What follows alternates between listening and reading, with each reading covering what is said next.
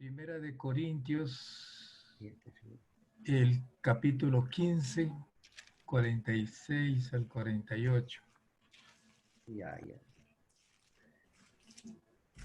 Bueno, eh, la verdad que eso no habla nada del asunto de la abstinencia, nada de eso. Eso está hablando espiritualmente. Escuchen lo que quiero decirte. Ese verso lo que está diciendo es esto. Dice, mas lo espiritual no es primero, sino el hombre animal, luego lo espiritual. El primer hombre es de la tierra, ¿no? El primer hombre es Adán, ¿no? Adán fue alma viviente. Le quiero decir algo con claridad. Adán no tenía espíritu, no tenía espíritu. ¿Ah? Fue un alma viviente. Pero si Adán hubiese comido del árbol de la vida, ahí dice, no hubiese muerto jamás. ¿Por qué? Porque el árbol de la vida era la vida, era Cristo. Por eso cuando nosotros leemos todos los evangelios, dice, el que cree en él tiene vida eterna. El que cree en él tiene vida. Ha pasado de condenación a muerte. Pero el primer Adán no tenía espíritu. Por eso cuando come, quedó ahí. ¿Ve? Ahora, todos los creyentes, nosotros tenemos tres cosas: espíritu, alma y cuerpo. Pero los que no conocen al Señor tienen alma y cuerpo. ¿Ve? Y acá no dice nada de ese asunto, ¿no? Ahora, al contrario, la Biblia nos dice, ¿no? Cuando habla los requisitos en 1 Timoteo capítulo 3, ¿no? Nos habla los requisitos para los obispos, dice, marido de una sola mujer. Y también en 1 Corintios, también en Timoteo está en el capítulo 4, el verso 1 y 2. Dice, van a escuchar a espíritus engañadores y doctrinas de demonios. Y lo primero que dice, prohibirán casarse. Ahora bien, también la religión católica ha creado lo que nosotros hoy día llamamos fornicación. Hoy día se llama fornicación, ¿no?, a la relación sexual antes de un matrimonio religioso, ¿no? Le llaman fornicación. Pero la palabra fornicación significa perversión sexual. No significa acto sexual antes de un matrimonio religioso o civil. Eso que si queremos hablar la verdad. Porque si tú ves la escritura, ¿qué vas a encontrar? Conoció Adán a su mujer. Vas a encontrar el matrimonio de Abraham, nuestro padre Abraham. Fue el criado, trajo a Sara a Rebeca por esposa. Se juntó. Ese era el matrimonio. Cuando el hombre se juntaba con la mujer, era el matrimonio. Y así fue por muchos años entre los judíos, por siglos y siglos, ¿no? Y en todo el mundo, escúcheme, en todo el mundo, en todas las culturas diversas que hay, el matrimonio podría haber tenido ciertas diferencias, pero siempre era la unión de un hombre y una mujer. ¿Ya? En todas las culturas. Pero la religión católica inventó el matrimonio religioso. Y eso no es hace muchos años. Eso sucedió cuando el imperio, la iglesia católica se está cayendo, crearon el matrimonio religioso. Si no me equivoco, fue algo en 1570 o 1580. Ese es nuevo.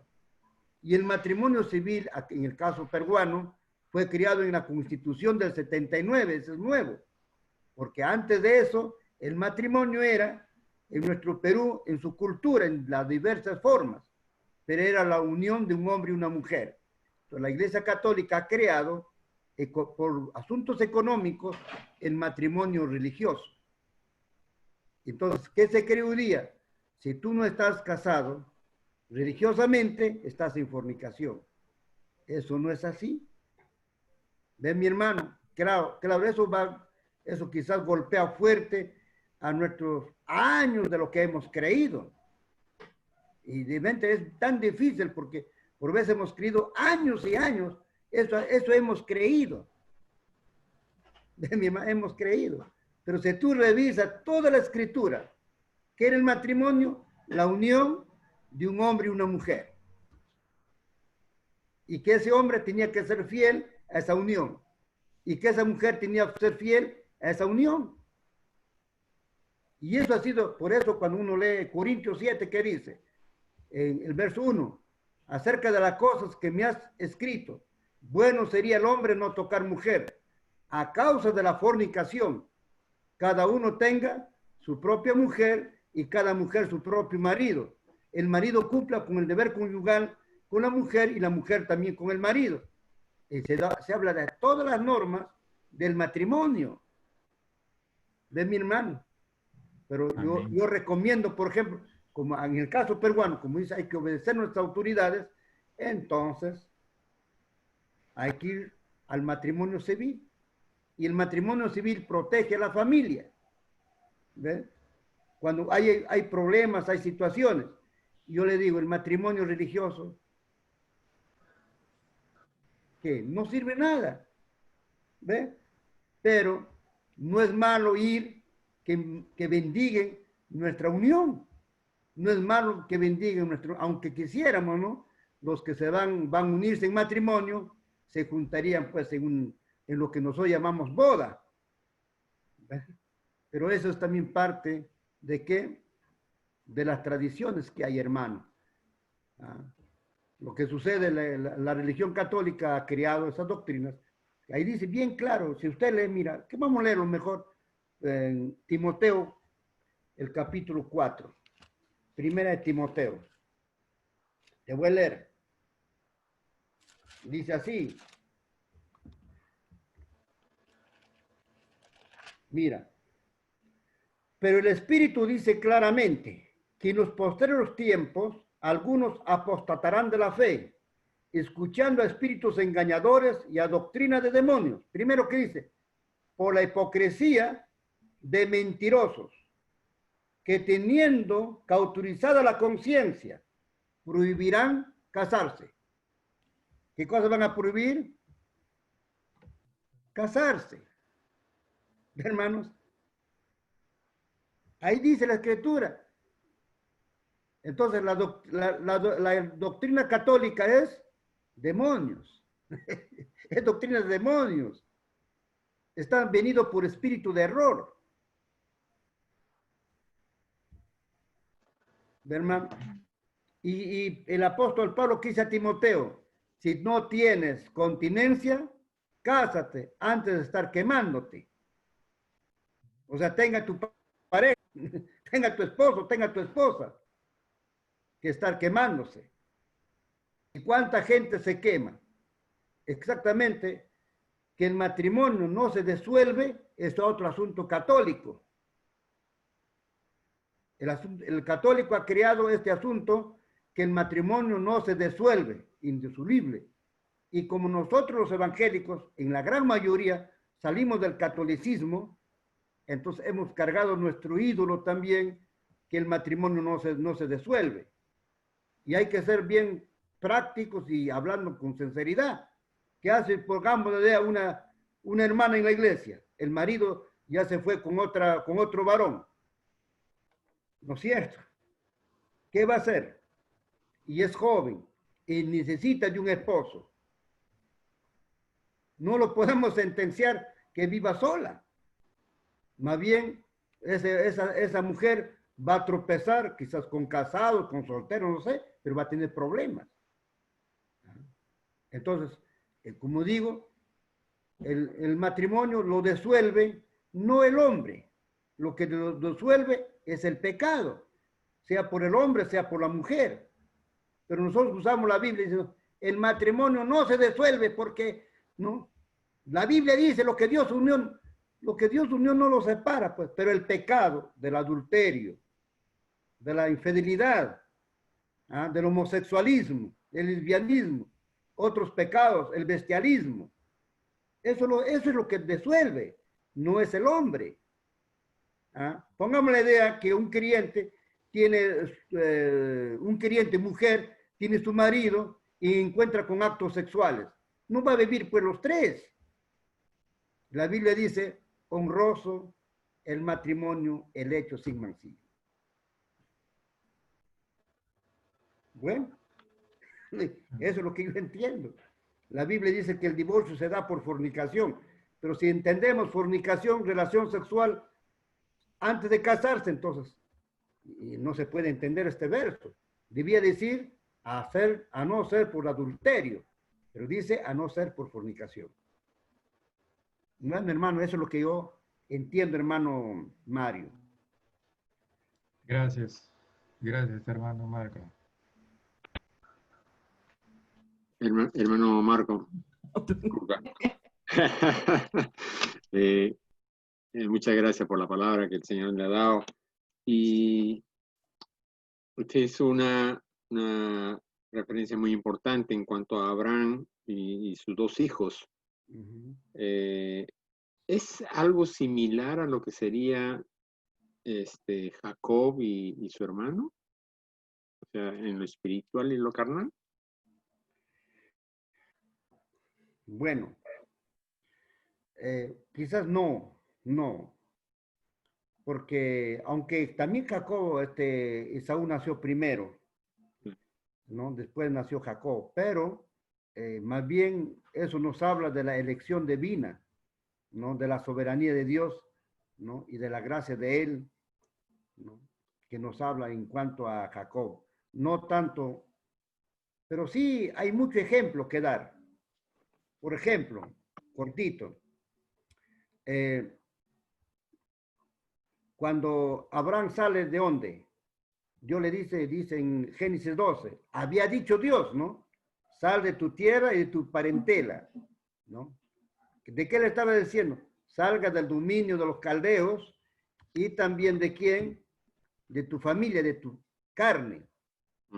Pero sin embargo, él salió, se fue hasta Harán, ahí habitó. ¿Ve? ¿Por qué? Porque sacó a su papá, aunque Dios le dijo, deja tu pueblo, deja también tu familia, tu carne, pero Abraham salió y llevó a sus padres, a su familia. Muerto su padre, entró a la tierra de Canaán. ¿Ve? Hay una ilustración del hombre natural, carnal, ¿ve? Y el hombre espiritual. También el desierto, cuando Dios saca a Israel de Egipto, salen todos y van a morir todos los que salieron de Egipto. Van a morir en el desierto. ¿Y quién va a entrar? Los que han nacido en el desierto. Entonces nos habla que el hombre carnal, si no muere, no puede heredar. Y la Biblia dice que sangre y carne no puede heredar. ¿Ve? Es la nueva naturaleza, es la que hereda lo espiritual, hermano. El hombre, el alma, el hombre natural no puede. Así, pues hay mucha ilustración en el Viejo Testamento, aún del mismo hombre. Por ejemplo, el arca de Noé. En el primer piso, la parte de abajo, estaban, ¿qué cosa? Los animales. Es el hombre, ¿no? La carne. En segundo estaba en los alimentos para los animales como para el hombre. Esto es el alma. Y en la parte más pequeña estaba el espíritu, el hombre. Adán, Noé, su familia. O sea, hay muchos lugares en la Biblia que nos habla de estas cosas, hermanos. Pero el lugar es en el espíritu. ¿Dónde? En la parte del barquito de Noé, en la parte alta era más pequeñito, y lo lindo era que su ventana que tenía no era para los costados, era para arriba. Porque por eso podía ver a Dios. Y nosotros ya no conocemos a Jesús en la carne, sino en ¿qué? En el espíritu. Nosotros no recibimos a Cristo en el alma, sino en el espíritu. Todo está en el espíritu. Y aún los dones, ¿dónde funciona? En el espíritu. ¿no? En las profecías, las lenguas, todos los dones no funcionan en el alma, porque en el alma está la mente. Entonces, el hombre fabricaría las profecías, la palabra de ciencia en su mente. No, esa mente no sirve. ¿De dónde viene? Del espíritu. Así es, mi hermano. Gracias. Amén. Amén. Amén. No tengan temor. Bueno, bueno, el hermano Carlos lo que estaba hablando, no, acerca de Jacob y Esaú. Creo que el punto de vista que creo que tengo yo de Jacob y Esaú sería una lucha entre, me parece que sí un poco, ¿no? De la carne, ahí se ve también, ¿no? Un poco un ejemplo, ¿no? Y bueno, en lo personal lo veo yo así un poco de un ejemplo, una sombra de una lucha, ¿no? Cuando él se va a enfrentarse, a Esaú, ¿no? Y él tiene un encuentro con el Señor, ¿no? Jacob. Y creo que una lucha, sí, yo creo que ahí tenía una lucha Jacob en la carne, ¿no? Porque él está volviendo, está yendo y se va a encontrar con su hermano, ¿no? Y su hermano era más poderoso que él, era más fuerte, y él estaba yendo en humillación, se estaba sometiendo, incluso iba a dejar muchas cosas en manos de su hermano Esaú, ¿no? Ya sea su casa, ¿no? Su familia, su ganado, sus posesiones, a Esaú. Entonces, Jacob está yendo en una sumisión, y, pero creo que el Señor lo fortalece y tiene un encuentro, ¿no? De una manera sobrenatural que es visible, ¿no? Que llega, dice, a cojear, ¿no? Así que el encuentro que Jacob tuvo con el Señor llega a ser tan visible que era notable, ¿no? Una cojera es visible, así que él pudo vencer en el espíritu, ¿no? Aquel día, pudo aferrarse del Señor. Bueno, yo encuentro, ¿no? La pregunta, capaz es muy rápido la pregunta, pero yo encuentro que hay una tipología podría hacerse, ¿no? Claro, Sí, gracias. Desde el vientre, Esaú era más fuerte, ¿no? Era más fuerte, nació primero, pero no, Jacob era más débil desde su nacimiento, ¿no? Y Esaú vencía, tenía el control, inclusive él huyó para que su hermano no lo mate, ¿no? Huyó. La verdad no era tanto como decía su mamá Isaac, ¿no? Él está yendo porque va a tener una esposa, sino que la mamá escuchó que su hermano se consolaba en matarlo, porque Esaú era más fuerte y Jacob era más débil. Pero Jacob se va a fortalecer en el Señor en todo tiempo, ¿no?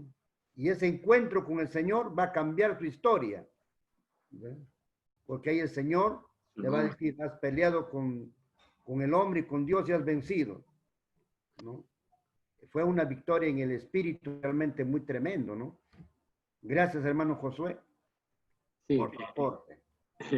sí, justamente en ese punto era de que a lo que yo marcaba era que se veía más a Jacob lo espiritual, porque estaba siempre donde la producción que tenía, aparte de Esaú, en cierta manera, como dice, él paraba, o sea, su característica era la casa y todo lo demás, ¿no?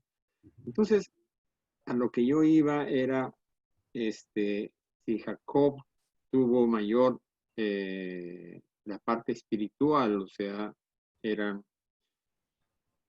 en el sentido de que, como dice Josué, quedó marcado a toda su vida y tener que andar con un bastón que decía que tenía que estar sujeto a Dios, ¿no? Entonces, en eso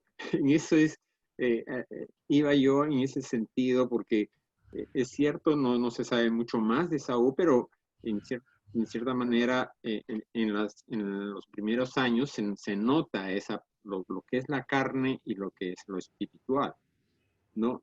Y vemos también el proceso de Jacob, toda la parte espiritual, porque en cuanto él tuvo que soportar los 14 años de espera, la producción del ganado era inmenso y donde, como decía su suegro, decía, por favor, tienes que quedarte más tiempo, porque la producción era mayor, ¿no? Y veíamos en ese aspecto, hermano Marcos, Gracias. y pienso que también la otra parte y todos los ejemplos que nos ha dado nos han ilustrado mucho más en cuanto a lo espiritual y lo carnal, ¿no? Gracias. Amén. Gracias.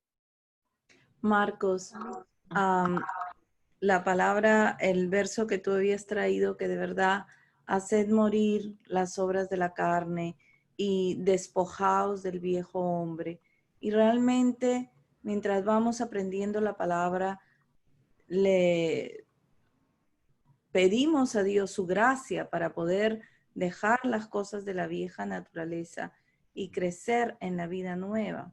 Pero ahora me venía a mí también ese verso que dice que no depende del que quiere ni del que corre, sino de Dios, quien tiene misericordia.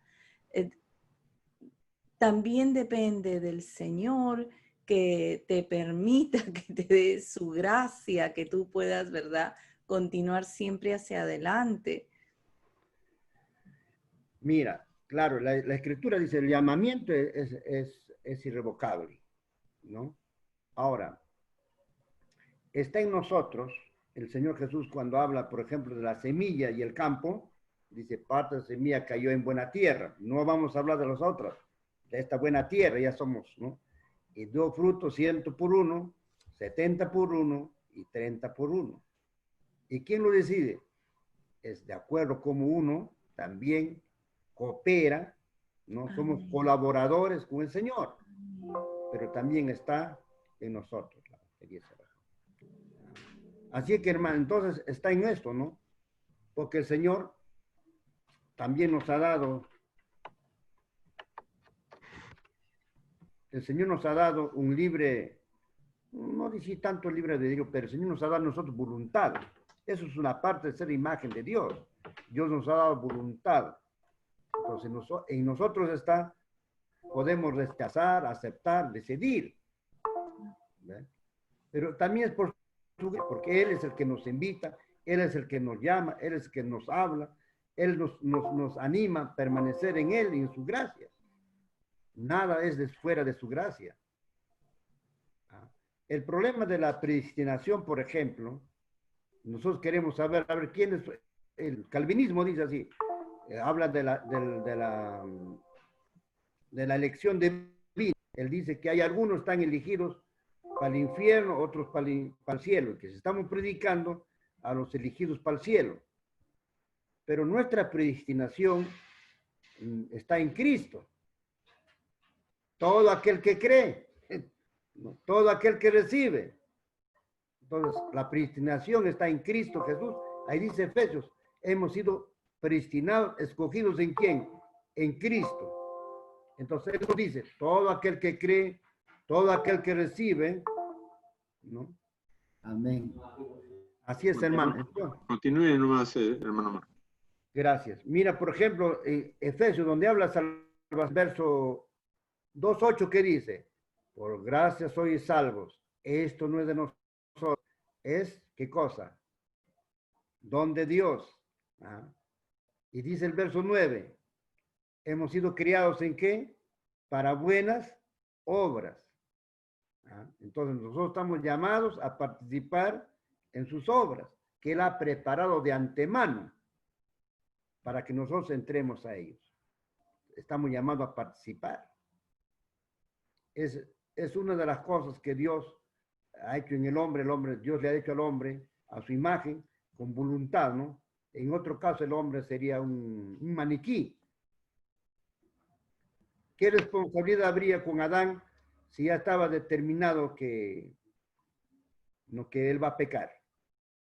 Pero Dios le dio al hombre voluntad, decisión, ¿no? Está en nosotros.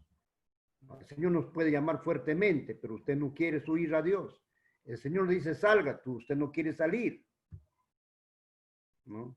Entonces, Dios nos ha dado a nosotros voluntad. Eso es uno de los tesoros más grandes que Dios ha dado a todo humano, aun al no creyente, es la voluntad.